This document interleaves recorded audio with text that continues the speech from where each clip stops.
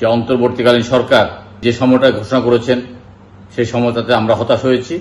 তার বক্তব্যের একটি অংশ শুনে একেবারেই শিহরিত হয়েছি, একেবারেই ফ্যাসিস্টের কণ্ঠস্বর। আমরা চ্যালেঞ্জ করছি, নিউমেরিক কন্টেইনার টার্মিনাল অত্যন্ত সুচারুরূপে পরিচালিত হচ্ছে। বিদেশের কোনো প্রতিষ্ঠান এর চেয়ে ভালো চালাতে পারবে না। নির্বাচনেই সকল সংকটের একমাত্র সমাধান। প্রিয় দেশবাসী, আসসালামু আলাইকুম এবং ঈদ মোবারক। গতকাল অন্তর্বর্তীকালীন সরকারের মাননীয় প্রধান উপদেষ্টা জাতির উদ্দেশ্যে একটি ভাষণ দিয়েছেন। সেই ভাষণে তিনি নির্বাচনে একটি রোডম্যাপ ঘোষণা করেছেন। তিনি জাতিকে দেওয়া তার প্রতিশ্রুতি রক্ষা করেন নাই। তিনি বলেছেন উৎসবমুখর পরিবেশে জাতীয় সংসদে নির্বাচন অনুষ্ঠিত হবে, কিন্তু তিনি যে সময়সীমা ঘোষণা করেছেন এপ্রিল মাসে উৎসবমুখর পরিবেশে নির্বাচনের সময় নয়।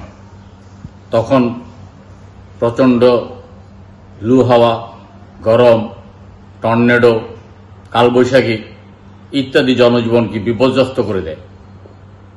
এর পাশাপাশি এর আগে এসএসসি পরীক্ষা, তার আগে রমজান, সুতরাং সব বিবেচনা করে তিনি যে সময়টা ঘোষণা করেছেন সেই সময়টাতে আমরা হতাশ হয়েছি এবং সেটা নির্বাচন উপযুক্ত সময় নয়।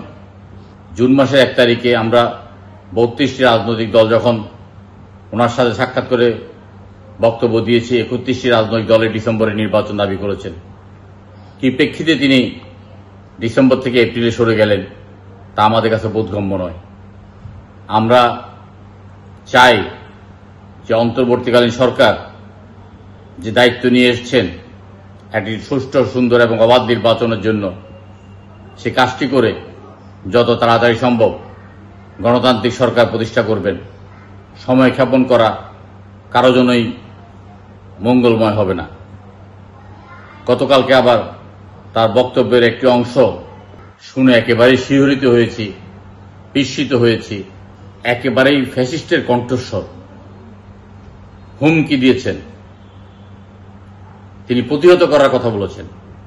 রাষ্ট্রের সর্বোচ্চ পদে আসীন হয়ে একটি বিশেষ বিদেশি কোম্পানিকে বাংলাদেশের হৃৎপিণ্ড চট্টগ্রাম বন্দরে নিউমেরিক কন্টেইনার টার্মিনাল তুলে দেওয়ার জন্য তিনি যে কণ্ঠে কথা বলেছেন সেই কণ্ঠকে আমরা ঘৃণাভরে প্রত্যাখ্যান করেছি।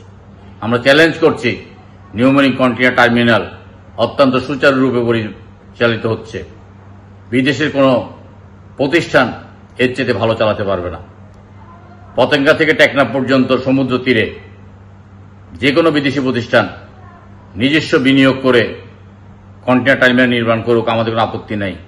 কিন্তু চট্টগ্রাম বন্দরের নিজস্ব অর্থায়নে নির্মিত এই টার্মিনালটি বিদেশিদের হাতে তুলে দেওয়ার যে কোনো অপচেষ্টাকে আমরা একেবারেই রুখে দেওয়ার জন্য প্রতিজ্ঞাবদ্ধ। ওই স্বৈরাচারী কণ্ঠ, স্বৈরাচারী চক্ষু, স্বৈরাচারী আঙ্গুলি আমরা অনেক দেখেছি, আমরা অনেক মোকাবিলা করেছি, এগুলোতে আমরা ভয় পাই না। আর আজকে একটা কৌতুক দৃশ্যের অবতারণা হয়েছে।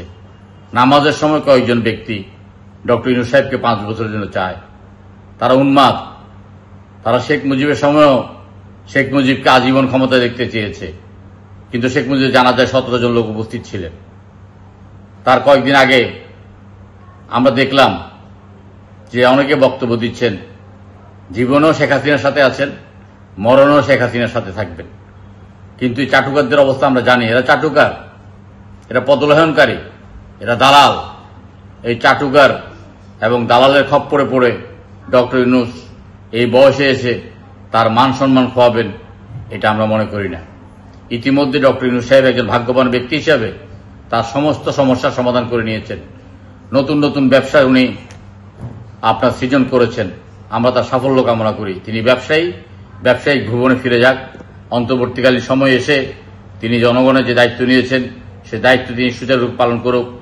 ইতিমধ্যে তাকে ঘিরে যেই মাফিয়া এবং দালাল চক্র আপনার ঘিরে ধরেছে, সেখান থেকে তিনি বেরিয়ে এসে প্রতিশ্রুতি মোতাবেক একটি সুন্দর এবং সুষ্ঠু সংসদ নির্বাচন দেবেন, আমরা এটা আশা করি। আমরা ঈদের পরে সমস্ত রাজনৈতিক দলগুলো বসে আমরা সিদ্ধান্ত নেব যে ডক্টর ইউনূস সাহেবের এই বক্তব্যকে আমরা কিভাবে প্রত্যাখ্যান করে ডিসেম্বরের মধ্যে আমরা নির্বাচন আদায় করব, কারণ নির্বাচনেই সকল সংকটের একমাত্র সমাধান। ধন্যবাদ আপনাদের সবাইকে।